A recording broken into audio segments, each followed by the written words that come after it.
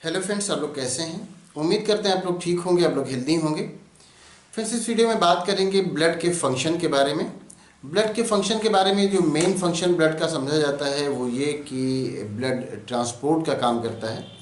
तो ट्रांसपोर्ट का काम तो करता है, इसके साथ भी और भी दूसरे फंक्शन भी करता है। साथ में ब्लड हमारी बॉडी के लिए बहुत इंपॉर्टेंट होता है। ब्लड के बगैर लाइफ पॉसिबल नहीं है हम लोग की बॉडी के लिए। जो यूनिसेलुलर ऑर्गेनिज्म हैं उनकी बात नहीं की जा रही है, लेकिन जिनमें ब्लड पाया जा रहा है, जो मल्टी सेलुलर एनिमल्स हैं, उनमें ब्लड के बगैर लाइफ पॉसिबल नहीं है। तो ब्लड के जो फंक्शन होते हैं, तो ट्रांसपोर्ट तो इसका मेन फंक्शन है, लेकिन इसके अलावा भी कई इसके बहुत इंपॉर्टेंट फंक्शन हैं जो कि मेन फंक्शन की तरह ही हैं। अगर ट्रांसपोर्ट की बात करें तो ब्लड सबसे पहले तो ये कि न्यूट्रिएंट मटेरियल का ट्रांसपोर्टेशन करता है। हम जो भी फूड मटेरियल लेते हैं वो जा कर के डाइजेशन के बाद फिर उसमें जो भी न्यूट्रिएंट मटेरियल होता है वो जा कर के ब्लड से मिलता है और वो पूरी बॉडी में सप्लाई होता है। तो एक तो ये हो गया ट्रांसपोर्ट में कि न्यूट्रिएंट मटेरियल का ट्रांसपोर्टेशन होता है, जो न्यूट्रिशन है उसका ट्रांसपोर्टेशन होता है। तो पहला तो ये हो गया।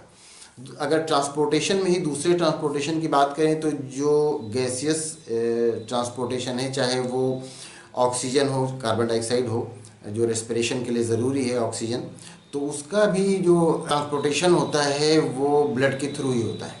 हम ऑक्सीजन जो लेते हैं हमारे लंग्स में जाता है और वो ऑक्सीजन जाके ब्लड से मिलता है और फिर वो ब्लड ही पूरी बॉडी में एक एक टिश्यू तक और एक एक सेल तक के ऑक्सीजन की सप्लाई करता है। और वहाँ पर जो ऑक्सीजन यूज़ होने के बाद कार्बन डाइऑक्साइड निकलता है, उस कार्बन डाइऑक्साइड को ब्लड ही हमारे लंग्स तक के लाता है और फिर उसको बॉडी से बाहर हम निकाल देते हैं। तो एक ट्रांसपोर्टेशन तो हो गया कि जो न्यूट्रिएंट मटेरियल है उनका ट्रांसपोर्टेशन। दूसरा ये हो गया कि जो कार्बन डाइऑक्साइड है या ऑक्सीजन है इसका ट्रांसपोर्टेशन। तो ये दोनों ट्रांसपोर्टेशन हो गए।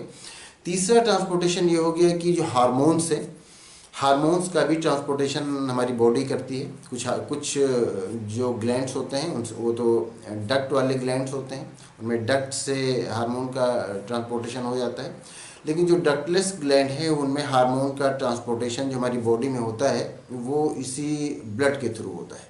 तो ये तीसरा ट्रांसपोर्टेशन हो गया। चौथा ट्रांसपोर्टेशन अगर हम बात करें तो वेस्ट मटेरियल जो होता है उसका भी ट्रांसपोर्टेशन हमारे ब्लड के थ्रू होता है। तो ये चार तरह के तो ट्रांसपोर्टेशन ही हो गए जो कि हमारा ब्लड करता है, चाहे न्यूट्रिएंट मटेरियल हो, चाहे जो गैसेस हैं, ऑक्सीजन, कार्बन डाइऑक्साइड, जो रेस्पिरेशन के लिए गैसेस हैं उनका ट्रांसपोर्टेशन होता है, हार्मोन का ट्रांसपोर्टेशन होता है और वेस्ट मटेरियल का ट्रांसपोर्टेशन होता है। ये चार तो ट्रांसपोर्टेशन में आ गए। इसके बाद अगर हम बॉडी का टेम्परेचर की बात करें तो बॉडी का टेम्परेचर भी हमारा जो ब्लड है वो मेंटेन रखता है। ये इसका ब्लड का एक बहुत इंपॉर्टेंट फंक्शन हो गया। इसके साथ साथ ही ये ब्लड के पीएच को भी मेंटेन रखता है। जो वाटर का बैलेंस है वो भी जो ब्लड होता है वही मेंटेन रखता है। इसके साथ साथ लॉस ऑफ ब्लड से बचाना भी ब्लड ही का काम होता है, क्योंकि ब्लड खुद जम जाता है।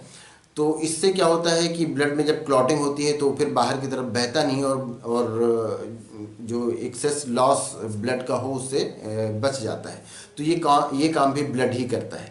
अब ये सारे फंक्शन, इसके बाद अगर एक बहुत इंपॉर्टेंट फंक्शन की बात करें तो जो बाहर से अटैक करते हैं माइक्रोब्स, जो बाहर से इन्फेक्शन होने वाला होता है, जो माइक्रोब्स हम पर अटैक करते हैं, उनके अगेंस्ट जो डिफेंस का सिस्टम है वो भी हमारा ब्लड ही डिफेंड करता है। क्योंकि हमारे ब्लड में वाइट ब्लड सेल्स पाए जाते हैं और वाइट ब्लड सेल्स ही हमारा इम्यून होता है।